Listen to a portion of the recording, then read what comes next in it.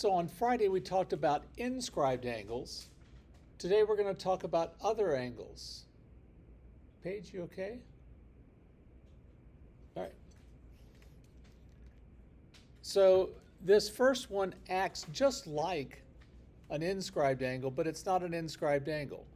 If you have a tangent, which remember is a line in the plane of the circle that only intersects the circle in one point, and then from that point of tangency you have a chord, then the angle formed is going to be half the measure of the arc. So angle SUN over here on the left side will be half the measure of its arc, arc SU. And on the right side, the measure of angle SUY, this big obtuse angle, is going to be half the measure of arc SDU. And it actually makes a lot of sense because what do the arcs in a circle add together to be? You all know this one. It's 360. And what do these two angles add up to?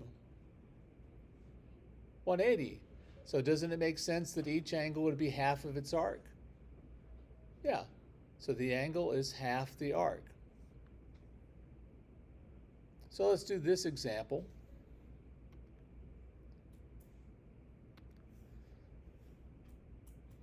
So we want the measure of angle EFH. So this is a tangent, and this is a chord. So we just have to look at the arc that's inside of that angle, which has a measure of 130 degrees, and cut it in half. It's 65 degrees.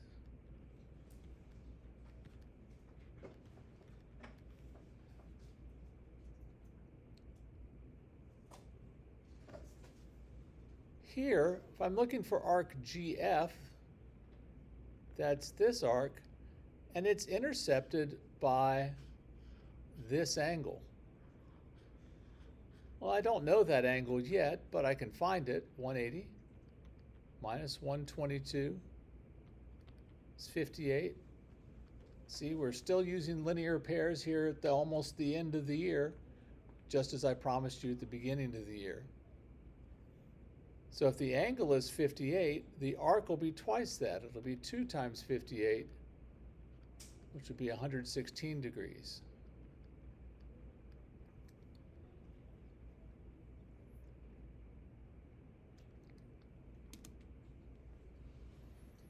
So again, it's not an inscribed angle, but it works the same way. The angle is half the measure of the arc.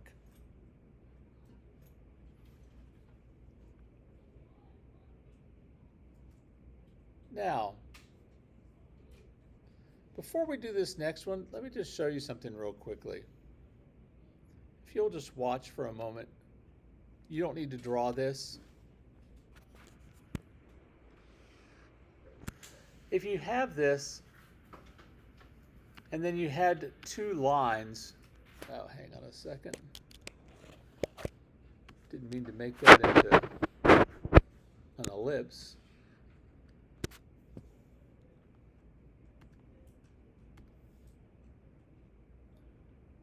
That intersect at the center of the circle. Sort of like that. Do you see how, if that's the center, that this arc is, this angle is the same as that angle, because those are vertical angles, right? Everyone agrees with that? Yes? And this arc are going to be the same size, right?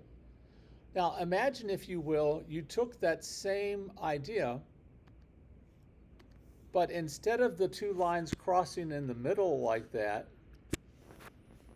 instead they crossed someplace way over on one side, like this. These two angles are still the same, but is this arc the same as this arc? Are they the same size? No. What happens is this one has gotten too big, and this one is now too small by moving it off of the center. So what do? We average them out.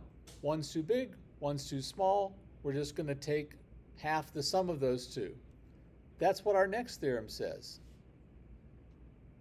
If two chords intersect in the interior of a circle, then the measure of each angle formed is half the sum of the measures of its intercepted arcs.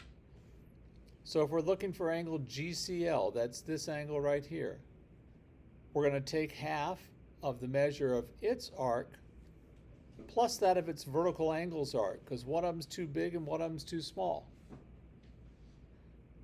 And then if we want the measure of GCI, which is this angle, we're going to take half of its arc plus its vertical angles arc.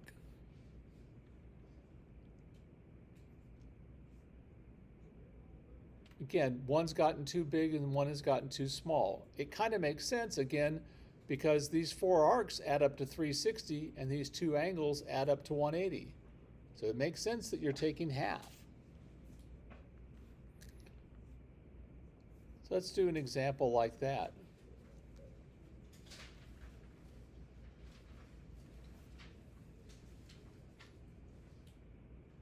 Find the measure of angle AED. Well, we're not going to be able to find it directly, but we can find the measure of angle AEB, this angle over here. Its arc, or the arc that it intercepts, is arc AB, and its vertical angle intercepts arc DC down here. So the measure of angle AEB is going to be half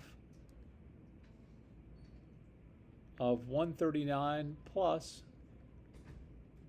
113. So that's half of 252.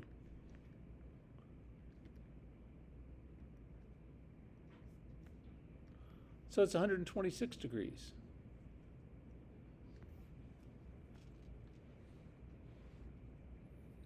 Then to find angle AED, those are just a linear pair.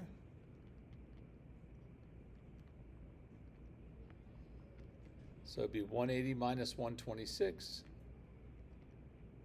is 54 degrees.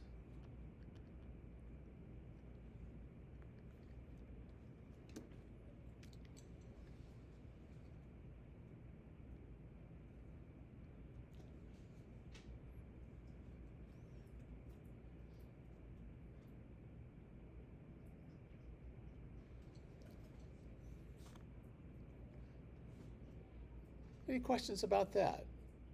So if the vertex is inside the circle, then you're going to take half of the two arcs added together. We've got one last theorem, and I'm going to go back to this for just a second. If I kept moving this further and further over to the left, what would happen to this arc over here? If I keep moving this point, see how I moved the point to the left? If I kept moving it to the left, what would happen to it? It would become zero, wouldn't it? It would eventually look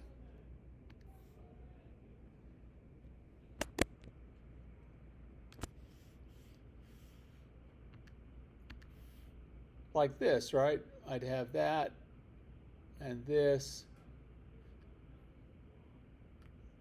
Now that's an inscribed angle, right? And this arc went to zero. But what if I continued to drag it even further?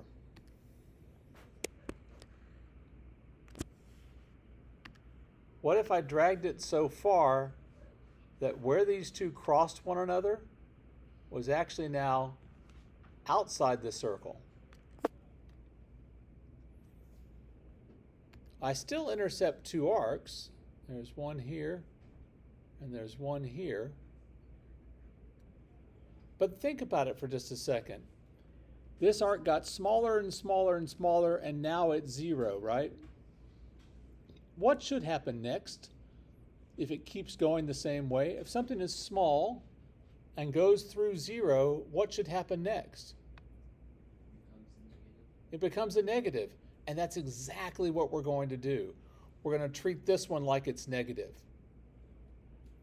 So you can think of it as this plus this negative one, or you can think about it as I'm going to just subtract those two and take half. And that's the last theorem. If any combination of secants and tangents intersect in the exterior of a circle, then the measure of the angle formed is half the difference, because we're going to treat the near angle as negative, or the near arc as negative.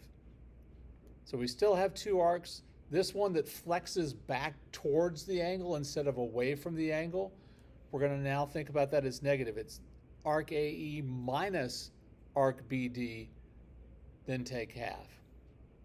Same thing here. When I draw this, where I've got this tangent and a secant, I've got the big arc, arc HI, minus the measure of arc GI divided by 2.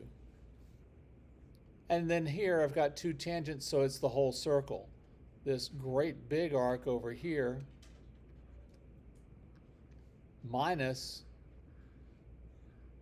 the other arc. And occasionally students ask, how do you know which one to go first and which one goes second? The one that's closest to the vertex of the angle is always the smaller one. So you're always subtracting that one. Let's do a couple of examples then.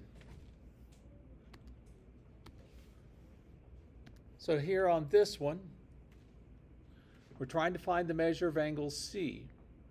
The near arc is this one. The far arc, the bigger one, is this one. But unfortunately, they don't tell us that measure. But we can find it. What do the arcs in a circle have to add up to? You guys already answered this once today. It's 360.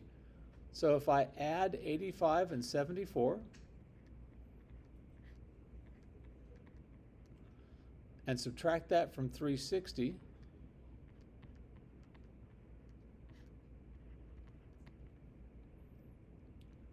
so this is 201. So then the measure of angle C is going to be half of 201 minus 74.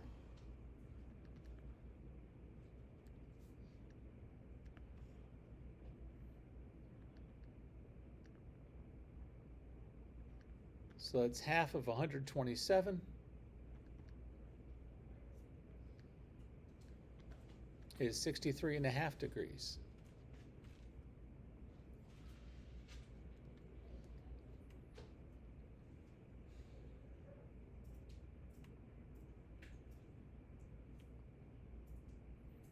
All right, this last one has lots of parts going on in it.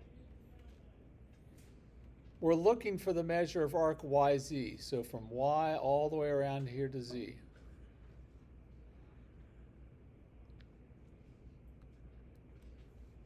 The angle that intercepts that is 113. But its vertical angle, we don't know what that is. So we don't have enough stuff yet to figure that one out.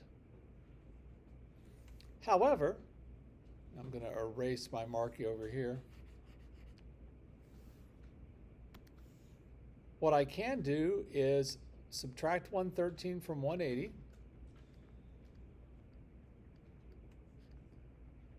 I leave 67 for this angle.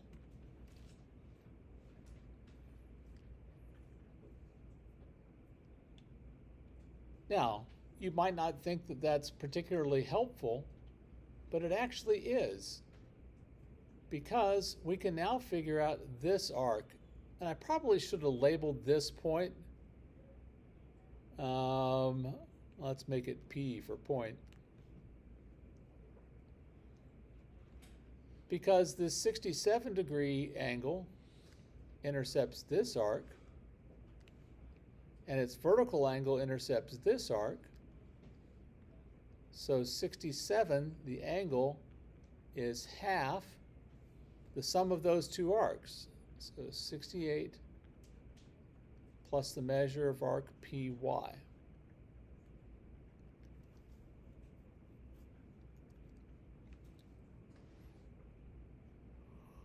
Almost always, the easiest thing to do is double both sides. When I double this side, I get 134.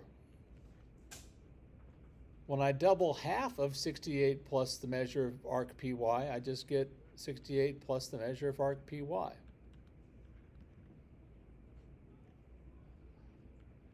Subtract 68 from both sides. And I get 66 as the measure of arc PY.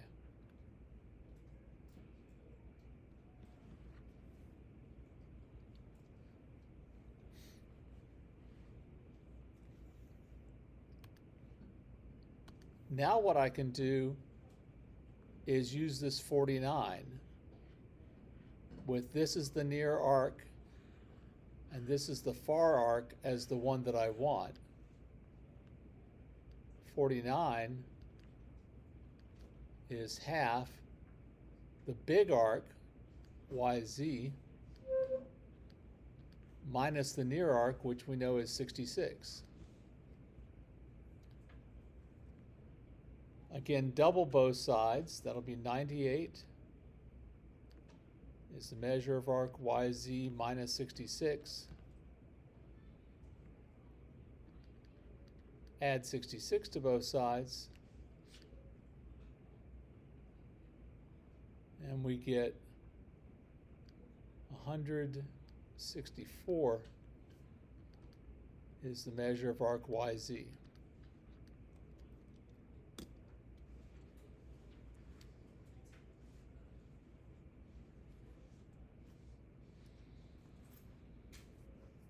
Okay, any questions about that?